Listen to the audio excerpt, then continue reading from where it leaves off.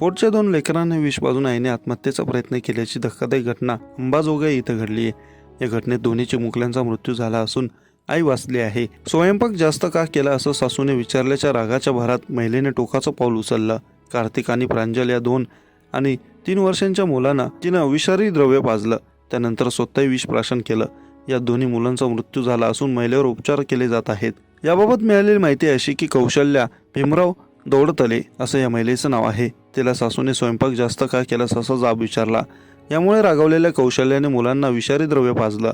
मुलांच्या नाकातून रक्त यायला लागलं आणि ती हालचाल करत नसल्याने कौशल्याचे पती भीमराव यांनी त्यांना रुग्णालयात नेलं। त्याचवेळी कौशल्याने दुसऱ्या खोलीत जाऊन विष प्राशन केलं। कार्तिक 2 वर्षांचा तर प्रांजल 3 वर्षांची होती। त्यांना तातडीने रुग्णालयात नेलं होतं, मात्र उपचाराआधीच त्यांचा मृत्यू झाला।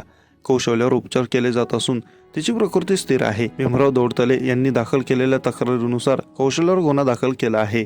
कौशल्याचे पती बाहेर गेले असताना घरात सासूसोबत वाद झाला। त्यावेळी सासूने जेवण जास्त का केलं असं विचारलं। याच रागाच्या भरात तिने दोन्ही मुलांना विष पाजलं। पती घरी आला तेव्हा पत्नी कौशल्या खोलीत रुसून बसल्याचं आईने सांगितलं। खोलीत गेल्यानंतर कौशल्याचा पती भीमराव यांना मुलांच्या नाकातून रक्त आणि फेस येत असल्याचं दिसलं।